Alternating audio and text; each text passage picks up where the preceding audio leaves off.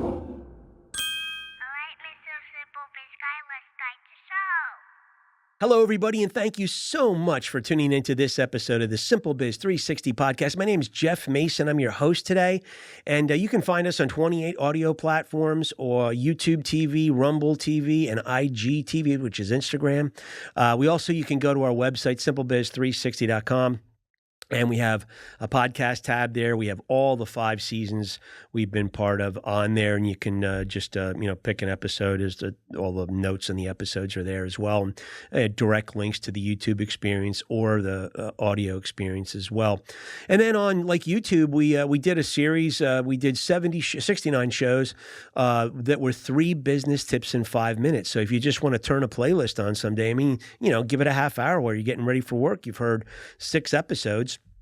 Right. And you've probably picked up, there's been 18 different things talked about in those episodes and one of them may stick. One of them may help you improve. So that's what we're really all about. We've been all about that and we'll continue to be that. We're going to make a pivot on episode 261. We're going to go to a little pod burst and we're going to be asking some critical questions throughout the next couple of years, but really only take up a minute of your time and get you to really engage in the thinking and the contemplation process as you carve your own path to improvements and, long-term sustainability as a company. And that's really when we look at the essence of what we've talked about for 5 years, what's in the book, and you can get the book on Amazon, or you can get it through our website. It'll take you to Amazon, but you can get it in print, digital, or audio. We've looked and we've really tried to help the entrepreneur. And why did we really focus on the entrepreneur?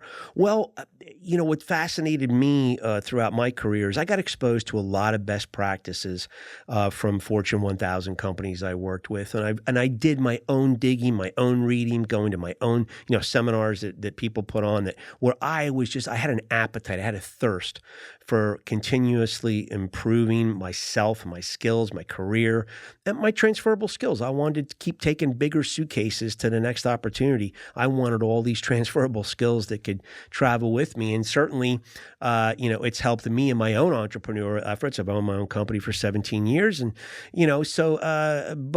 wasn't without failing a couple times too before that. So, there's a lot of meat in this continuous improvement mindset.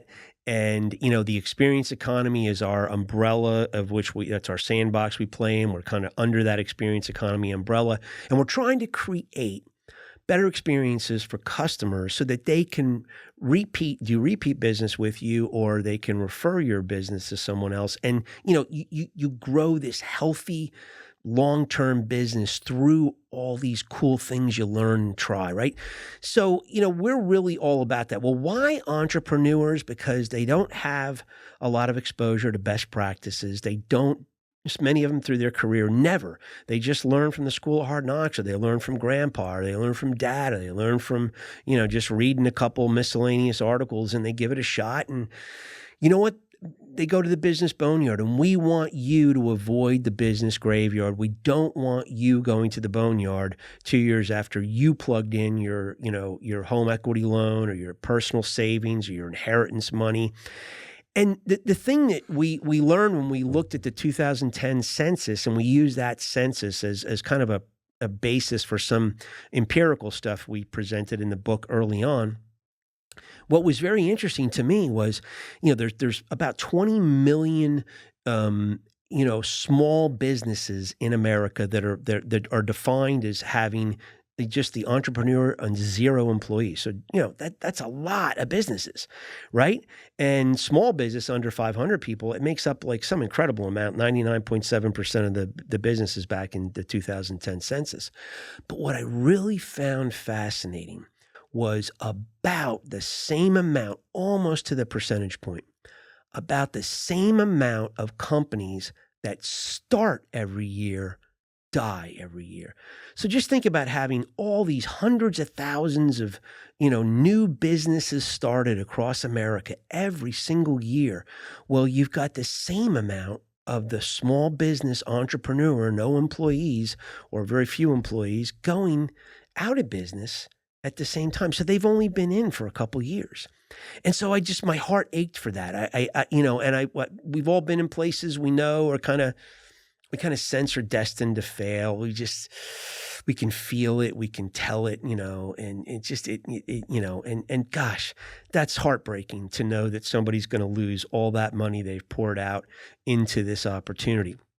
So we want to try to do our part to help. So the book, it's a lot of third-party advice, not so much Jeff Mason at all. It's just, what Jeff's learned from other people, from other great contributors and third-party influencers out there. We just repackage it and redeliver it. That's what we do.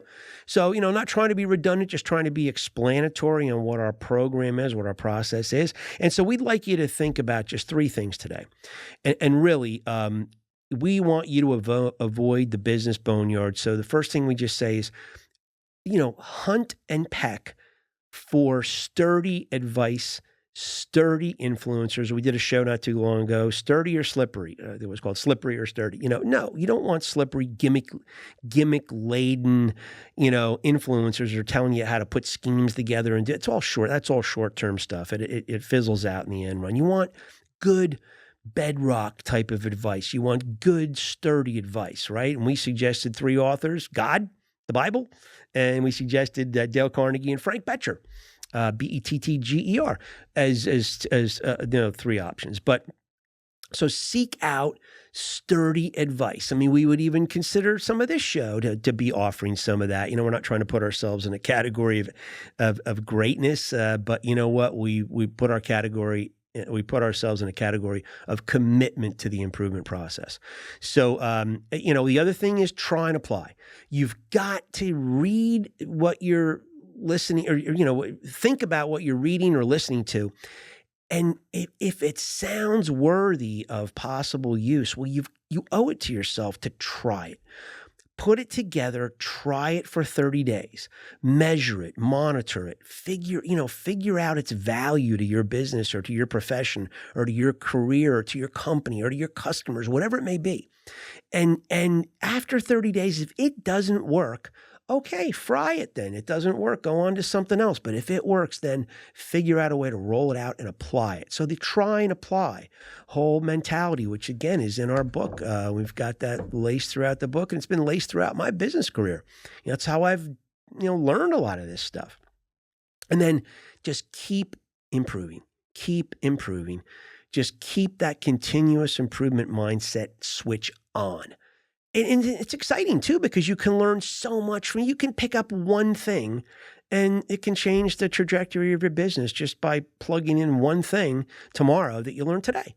So we just encourage you to do that. And, it's really kind of, the simplicity of it all. It's not very difficult, and it's exciting when you can be humble and open your arms to that continuous improvement process. It really can be exciting, because when you see a customer light up at something you did because you heard it on a podcast, you read it in a book, you heard it in a seminar, and you tried it and it worked and you applied it, and now the customer is happy and they're repeating with you or they're referring your business to someone else because of that improvement, it's contagious. It is.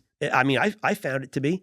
So I hope you find it to be too. And, here's a song today, Hot Tuna. Gosh, what a band.